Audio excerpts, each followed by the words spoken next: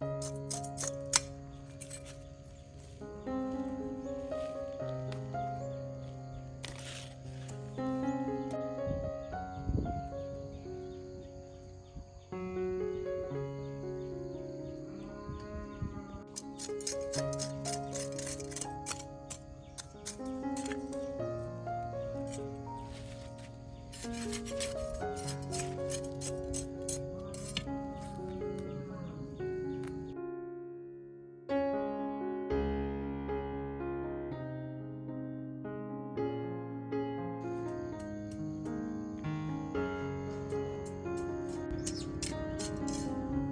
đó chưa con?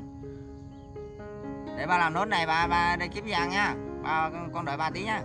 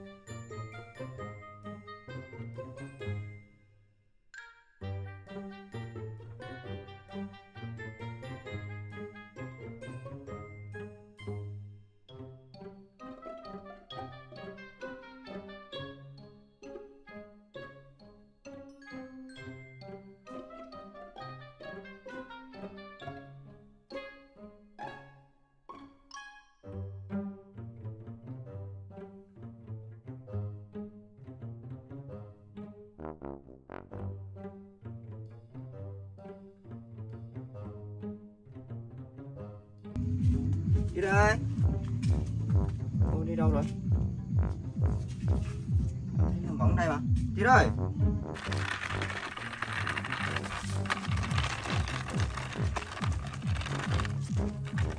Con đi đâu về đây? Hả? Đâu con đi về đây nào? Đâu con đi đâu về đâu? Bác kêu con ở nhà mà. Đâu? Con đi hái bắp ở đâu đó? Hả? Con hái ở đâu đây? Bắp ngon thế. Thôi lỡ con hái rồi đem đi nướng luôn nha. Nè, ba để ba cầm xe con đi lại chỗ gốc cây kia ra nướng nha. Đi đây.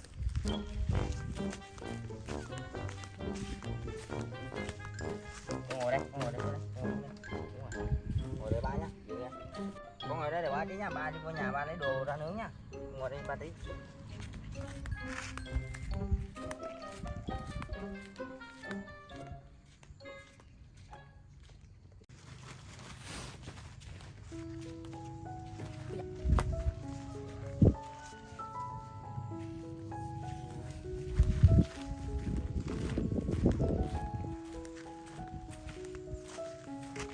Ngồi đứng ở đây nha.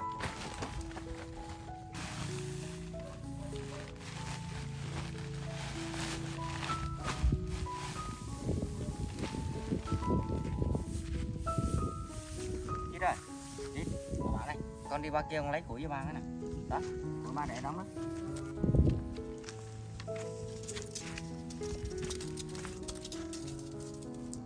Đi con đi lấy mấy cây nữa đi con. Đi.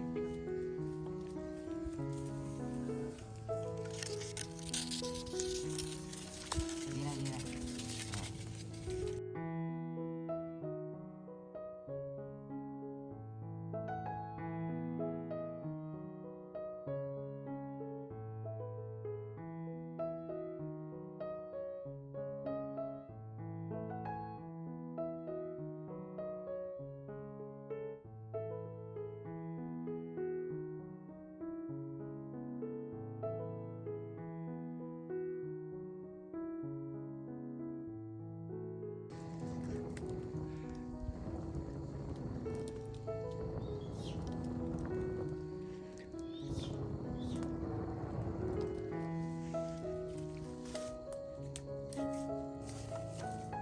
Ngồi nha.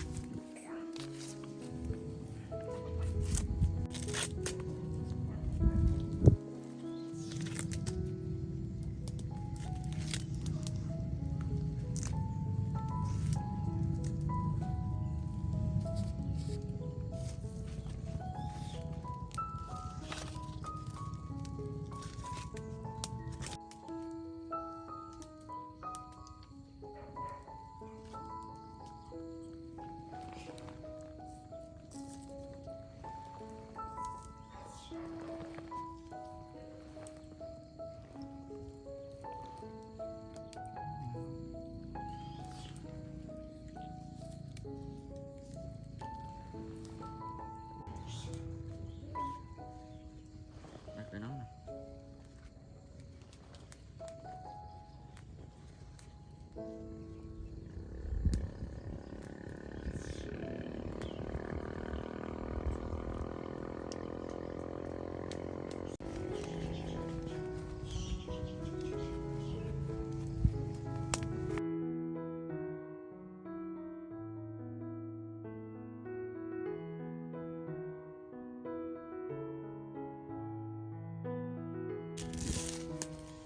Chưa, nhưng mà chưa chín ngon.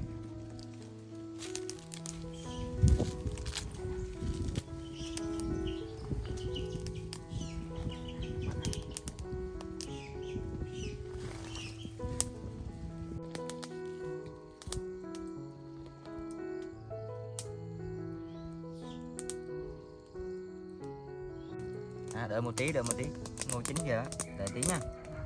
Đỡ bụng chưa? Bụng đói rồi à? Đỡ bụng à? Đợi tí nha.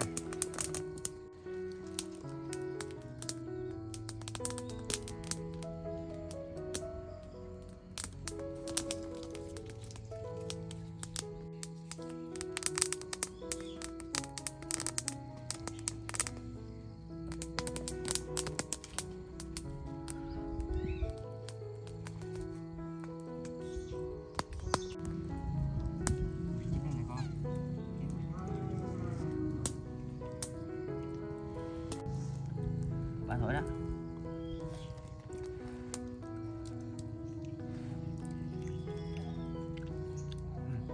Nóng nha, nóng.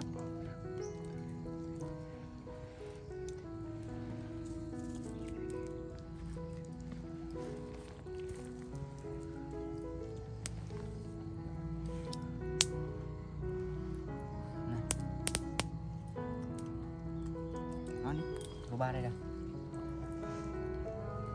À, nóng, ba cầm cho ba cầm. Này, cái nóng rồi. Đúng không?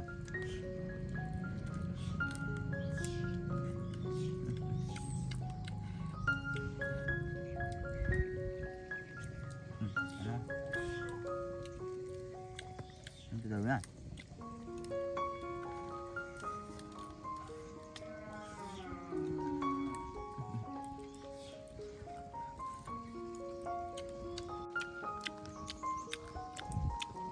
Thơm không? Ngon. Bẻ ra mà thơm đấy. Ngon đấy.